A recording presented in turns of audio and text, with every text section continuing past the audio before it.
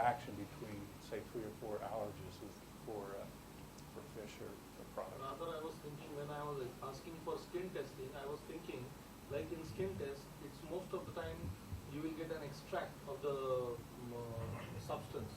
Yes. So there might be multiple determinants. When they are together, they are actually causing the allergic reaction. And if it is singled out determinant, that kind of effect you may not see. So I may get a negative reaction for if I single out the individual determinants. But when they are coming together, they are giving the effect. I absolutely agree with you on that, but you've got to compound that question with how does the patient react? Where are they as far as, say, a skin test? There might be a cofactor in there that we just haven't even analyzed or thought about yet. And so IgE would certainly maybe lend itself to that kind of cofactor interaction as well. We just don't know. Can you take them directly to the brand of product? Yeah, Oh. please tell us what is our product. Yeah. Oh, okay, sure. Let me go there. Yeah, I had several slides here about skin testing, but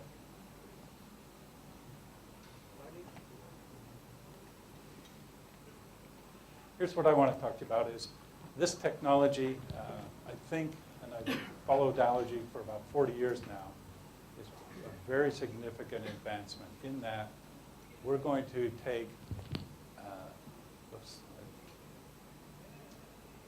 a microtiter plate. We're going to coat the bottom of that plate with a multiplex array of various allergens. So a single microtiter well will be able to have each and every bit of printed allergen on microtiter plates as individual tests. So the reader right here will analyze the microtiter plate, and then the data manipulation could interpret, to archive, to retrieve, and analyze the data is very, very important. This is tried and proven ELISA technology. It's accurate, reproducible. The cost of this equipment is very, very conservative, very good, reagent-wise as well. It's very efficient is what it amounts to. You can get so much data so quickly with multiplex arrays. The incubation is less than 2 hours, so your test results are available in under 2 hours.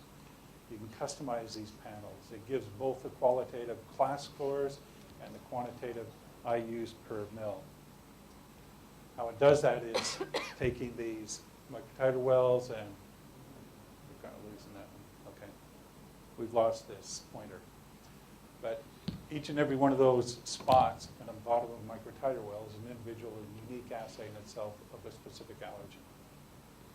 Here's the technology. The multiplex array technology brings a lot of data very quickly at a very good cost. And what you do is you coat the bottom of the plate. As you see those dots there, it's called printing. The allergen's printed on there.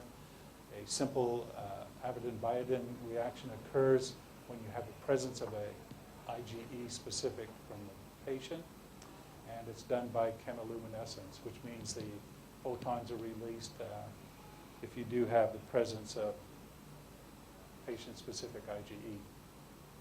This is what the plate would look like to a camera. In fact, it is a CCD camera that's looking at this thing, and basically you can see the light that is emitted under each one of those individual wells. The top 2 lines are replicates, but you know on the bottom there is no signal at all when you have no IgE present from the patient.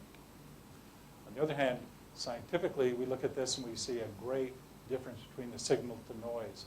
We look at sometimes 65,000 photons of an individual allergen is present, and yet you get almost a 0 line for all of the negatives. So that's a fantastic way to work, is to have a very high signal to noise ratio. Here's what you're able to do is in customizing this product is to look at how many allergens you want to coat on the bottom of that microtiter well. That can range from 4 to 25 allergens on a single microtiter well.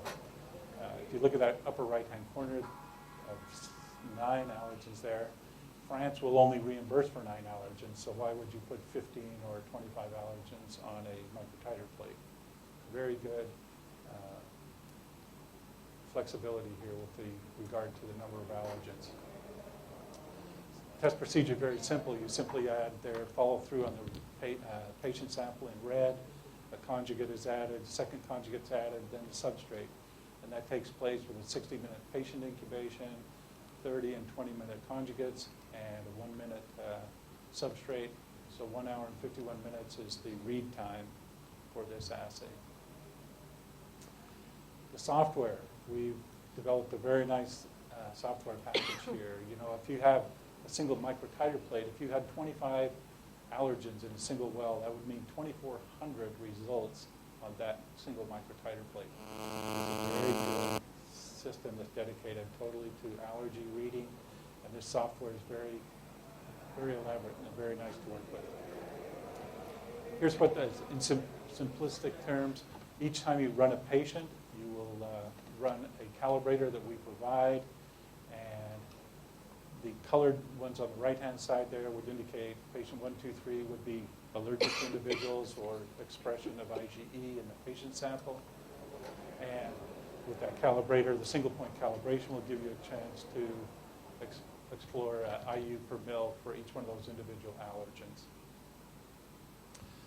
Correlation with Phadia. Phadia is the market leader. We've got a great respect for Phadia. I worked with them 39 years ago, or about 5 years. But with their red indicated allergy positive results right there from inhalants, pollens, and foods, you can see the correlation. This happened to be just last week. A small local hospital gave us these test results, so I wanted to put them in for this study just to be as current as I could. But that'll give you like a 94% correlation. We claim 90% or greater correlation to Phadia. This is 94% for foods, 97% for pollens, and about the same for inhalant allergens. We do. I've always used Phadia as my gold standard, and having worked with them and know how good they are. So you would expect, and you do get good correlation. So what we're saying is, you get the most out of your allergy system. You can get this high sensitivity and specificity with a proven ELISA technology that we have here. The customized plates are very convenient. You can run one sample or 96 samples. If one night you have 40 samples that you want to run, the next night you have the plate ready and can run another 28 or whatever the next night run. 10 microliter sample size is very conservative, less than 2 hours to the test results. Very inexpensive cost per allergen. It's very easily automated. You really just need a plate reader to automate this system.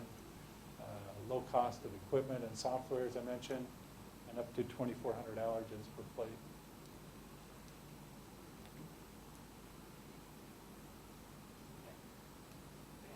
Okay. The screen. Okay. Oh yeah. Okay. I'm sorry. I passed by that. Let me get back to that. That's the high-tech, sophisticated, state-of-the-art test. The company was actually founded on this concept, which is the IVT allergy screen.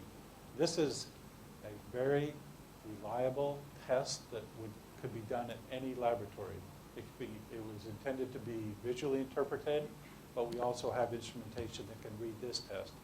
It's simple enough for anybody to run, as I say, and the concept being, let me show you back to one slide, the concept being this, that if you look at a positive RAS score, and this, Dr. Merritt did this back in the 80s, on 275 RAS positive patient results, 95% of those were positive to one of the three of grass pollen, house dust mite, and cat. So cat, grass, and mite would give you 95% positive reactions for at least one of those three things. That gives the validity behind a screen in concept, and that's what this test is a screen. Identification of this and a positive would tell you that maybe more investigation is needed and a more thorough allergy workup is appropriate. This test is very easy to perform. It allows you to simultaneously but separately analyze the allergens of interest. It's 2 steps, can be done in less than 2 minutes of hands-on time. Results of this are available in 2.5 hours. There's the test procedure, and the interpretation is literally visual in that a negative yellow in the presence of human-specific IgE turns to purple, and a more intense purple for the higher the amount of IgE, making it semi-quantitative. This reader can scan as a barcode scanner and give you the analysis of the test through an instrument if you wanted to. This test is very sophisticated. Software, as I say, lends itself to working with the high tech that we have in allergy, in information technology, where a middleware could hook this up to a LIS system and do anything that you need, from sending it to a physician to archiving it, retrieving the data, or just analyzing and interpreting the data. So there's really twofold. There's the screen that would be easy to accomplish by any of your satellite people at any level, would lead them to indicate that more allergy testing should be done. And then this is the higher level kind of state-of-the-art in allergy testing based on the microtiter chemiluminescence assay. So we have what? Allergy antigen. It's up to us to decide what allergens to screen for. Like it's a respiratory asthma patient. We ask for an It is actually. Customize. It is actually. Yeah, We've done it. the list and we can put the microwave based on your We find that the customer kind of dictates, being yourself. Pediatric panel, for example, would be very easily defined by the environment that the children are in. That's the carpet.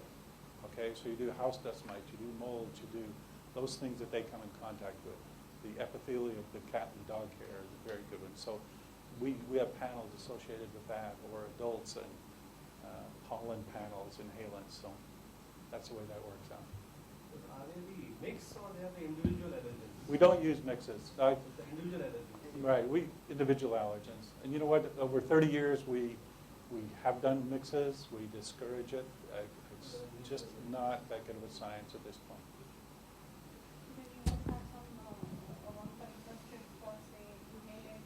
Yes, that's correct. Have a panel or a strip just for that. I brought this. If you want to take a look up against the light, you'll see the printing of those allergens at the bottom of the plate. Can you see that?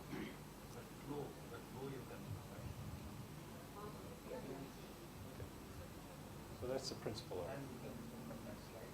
Yeah, okay. Have we done any testing the other way around? Like a person without any allergy, no allergy, Yeah.